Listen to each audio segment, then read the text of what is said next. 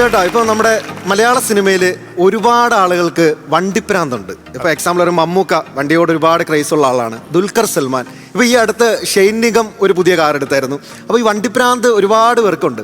അപ്പൊ ഇതൊക്കെ കണ്ടിട്ട് നമ്മുടെ വിനായകൻ ചേട്ടൻ്റെ ഒരു ആഗ്രഹം, ഒരു ലക്ഷറിയസ് ഒരു കാറ് പുള്ളിക്ക് എടുക്കണം. അപ്പോൾ റെഡി ക്യാഷ് കൊടുക്കാൻ കയ്യിലില്ല.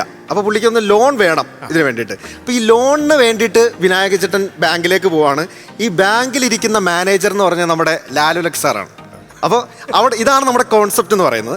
ഇവിടെ ചെന്ന് ഇനി ബാക്കി നമ്മൾ ഓരോ ആളുകളൊക്കെ അതിൽ വന്ന് ചേരും, ബാക്കി കുറേ സ്റ്റാർസ് കാര്യങ്ങളൊക്കെ. അപ്പോൾ വിനായകൻ ചേട്ടൻ നമ്മുടെ ലോണിന് വേണ്ടിയിട്ട് അങ്ങോട്ട് ചെല്ലുകയാണ്. ഓക്കെ.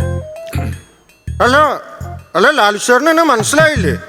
എന്നെ മനസ്സിലായില്ല, ഞാൻ വിനായകനാണ്. ഞാൻ ലാൽസാറിന്റെ അടുത്തൊരു കാര്യം പറയാൻ വേണ്ടിട്ട് വന്നതാണ്. വരണം മിസ്റ്റർ വിനായകൻ. എന്തൊക്കെയുണ്ട് വിനായക, സുഖമായിട്ടിരിക്കുന്ന? അല്ല ലാൽസേട്ടാ, ഞാൻ വന്നത് എനിക്ക് ரொம்ப നാളാ ഒരു ആശ, ഒരു കാർ എടുക്കണം എന്നൊരു ലക്ഷറിയസ് കാർ എടുക്കണം എന്നാണ്. അപ്പൊ ആശ നിറവേറ്റാൻ വേണ്ടിട്ട് വന്നതാണ്.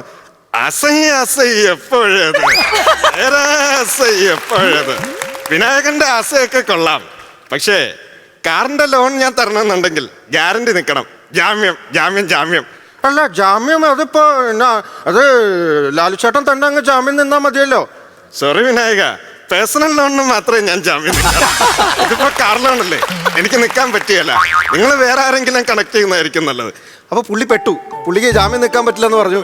നേരെ നമ്മുടെ വിനായക ചേട്ടൻ വിളിക്കുന്ന വിനയ് ഫോർട്ടിനെയാണ്. കാരണം പുള്ളി ഫോർട്ട് കൊച്ചിയിൽ കുറച്ച് കാറിൻ്റെ ഒക്കെ പരിപാടിയും കാര്യങ്ങളൊക്കെ ആയിട്ട് ഉള്ളതാണ്. അപ്പം നേരെ വിനായക ചേട്ടൻ വിനയ് ഫോർട്ടിനെ വിളിക്കുകയാണ്. ഹലോ വിനയാണോ സംസാരിക്കുന്നത്?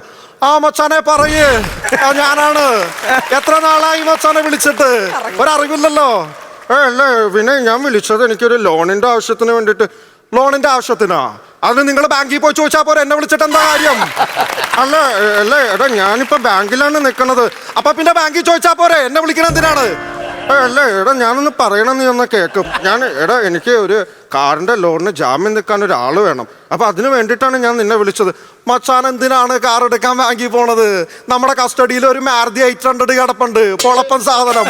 കേരളത്തിൽ കയറാത്ത സ്റ്റേഷൻ ഒന്നുമില്ല, എല്ലാ സ്റ്റേഷനിലും കയറി. ഇപ്പൊ കറന്റ് ഫോർട്ട് കൊച്ചി സ്റ്റേഷനിൽ കിടപ്പുണ്ട്.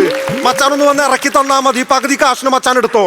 എന്താണത്? ഞാൻ നിന്നെ എനിക്കൊരു ജാമ്യത്തിന് വിളിച്ചപ്പോ നിന്റെ കാർ ഇറക്കാൻ നീ എന്നെ ജാമ്യത്തിന്? നീ ഒന്ന് വെച്ചിട്ട് പോയടാ വിനയ്.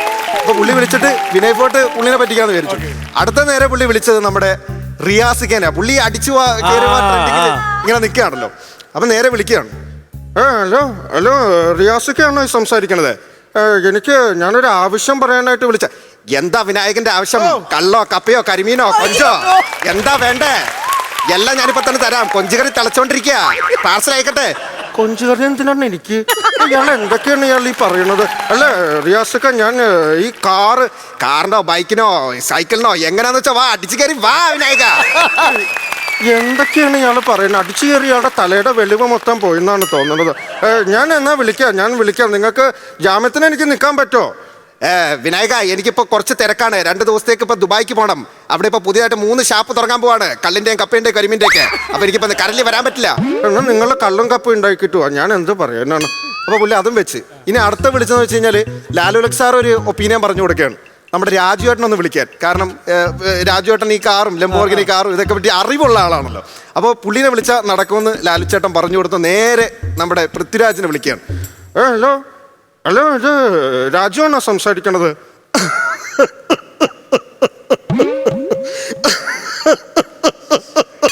അല്ല നീ ചിരിച്ചു കഴിഞ്ഞെങ്കിൽ പറ, അപ്പൊ പിന്നെ ഞാൻ ബാക്കി സംസാരിക്കും. പറയൂ മിസ്റ്റർ വിനായകൻ, എന്തൊക്കെയുണ്ട് കാര്യങ്ങൾ? അല്ലേ ഞാൻ രാജുവിനെ വിളിച്ചത് എനിക്ക് ഒരു ലോണിന്റെ. എന്നോട് ലാലുച്ചായൻ പറഞ്ഞായിരുന്നു ലോണിന്റെ അല്ലേ? സി മിസ്റ്റർ വിനായകൻ, ഇത് ബേസിക്കലി വളരെ ട്രെമൻഡസ് ആയിട്ട് ഗെറ്റ് ത്രൂ നടത്തുന്ന corporate demand democratic occupancy and acceptancy വരുന്ന ഒരു ലോണാണ്.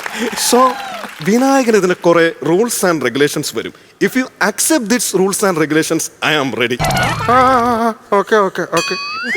ലാൽച്ചായ അവന് എവിടെയോ പോവാൻ റെഡി ആവണെന്നാണ് പറയുന്നത്. നമ്മള് ഇനി അവനോട് സംസാരിച്ചിട്ട് ഒരു കാര്യമില്ല. നമുക്ക് എന്താ ചെയ്യാൻ പറ്റുക? പുള്ളി ആകെ പെട്ട്. പുള്ളിയുടെ അടുത്ത് പറഞ്ഞ് പുള്ളി ഇംഗ്ലീഷ് എന്തൊക്കെയോ പറഞ്ഞ് വിനായക ചേട്ടൻ അപ്പോൾ പെട്ട്. അപ്പൊ നേരെ ഇനി ഒരൊറ്റ ആളെ വിളിച്ചാൽ മാത്രമേ നടക്കുള്ളൂ എന്ന് വിനായക ചേട്ടൻ മനസ്സിലായി, കാര്യം നടക്കുള്ളൂ. വേറെ ആരുമല്ല, നമ്മുടെ ഇപ്പോൾ ഇലക്ഷനും കൂടെ ജയിച്ച് നമ്മുടെ സുരേഷ് ചേട്ടനെ നേരെ സുരേഷ് ചേട്ടനെ വിളിക്കുകയാണ്. സുരേഷ് ചേട്ടൻ വിളിച്ചാനായി പുള്ളിയാണല്ലോ എല്ലാവർക്കും സഹായങ്ങളൊക്കെ ചെയ്യുന്നു. നേരെ സുരേഷ് ചേട്ടനെ വിളിക്കുകയാണ്. ഹലോ ഹലോ സുരേഷ് ചേട്ടാ, ഞാൻ എൻ്റെ ഒരു അവസ്ഥ പറയാൻ വേണ്ടിയിട്ട് വിളിച്ചതാണ്. എന്താണ് വിനായകന്റെ വേദന? വേദന? എനിക്കെന്ത് വേദന? അല്ല, ഞാൻ ഉദ്ദേശിച്ചത് എന്താണ് വിനായകന്റെ വിഷമം എന്നാണ്. എനിക്ക് ഇവിടെ ഒരു ലോണിന് ഒരു ഗ്യാരണ്ടി നിൽക്കാൻ ആരുമില്ല സുരേഷ് ചേട്ടാ. ഇപ്പോൾ ഞാൻ രാജുവിനെ വിളിച്ചു, റിയാസക്കാനെ വിളിച്ചു, ആരുമില്ല. എനിക്ക് സുരേഷ് ചേട്ടനൊന്ന് ഗ്യാരണ്ടി നിൽക്കാവോ? വിനായകന് ലാലുവിൻ്റെ ബാങ്കിൽ നിന്ന് ലോൺ എത്രയാ വേണ്ടതെന്ന് വെച്ചാൽ ഞാൻ കറക്റ്റ് ചെയ്ത് തരാം. ഇതെൻ്റെ ഗ്യാരണ്ടി അല്ല, മോത്തീസ് ഗ്യാരണ്ടി. അതുകൊണ്ട് ധൈര്യമായിട്ട് വിനായകന് പോകാം അവിടെ നിന്ന്. അപ്പൊ എനിക്ക് ലോൺ കിട്ടുമല്ലേ? ആ, ലോൺ കിട്ടും. ഞാൻ എൻ്റെ മകൻ ഗോകുലിനെ അങ്ങോട്ട് പറഞ്ഞു വിടാം. ഗോകുലനോ? ഗോകുലനല്ല, ഗോകുൽ. എന്നെ പോലെ തന്നെ അവനും വളരെ സെൻസിറ്റീവാ. നമ്മൾ പേര് പറയുമ്പോൾ ശ്രദ്ധിച്ച് പറയണം. ഗോകുൽ. ഓക്കെ, ഗോകുലിനെ വിട്ടാൽ മതി. Okay okay. ലാലുച്ചായ, അപ്പൊ എനിക്ക് സുരേഷ് ചേട്ടൻ ലോൺ ശരിയാക്കി തരാന്ന് പറഞ്ഞല്ലോ. അങ്ങനെയാണെങ്കിൽ സുരേഷ് പറഞ്ഞാൽ പിന്നെ എന്നാ പ്രശ്നം? നമുക്കെല്ലാവർക്കും കൂടെ അങ്ങ് അടിച്ചു പൊളിച്ച് പുതിയ കാർ എടുക്കാടാ കൊച്ചനെ. അപ്പൊ എന്റെ ആശ അങ്ങ് നിറവേറ്റിയല്ലേ? ആസ നിന്റെ ആസ എപ്പോഴേ നിറയേറ്റി കഴിഞ്ഞടാ മോനെ.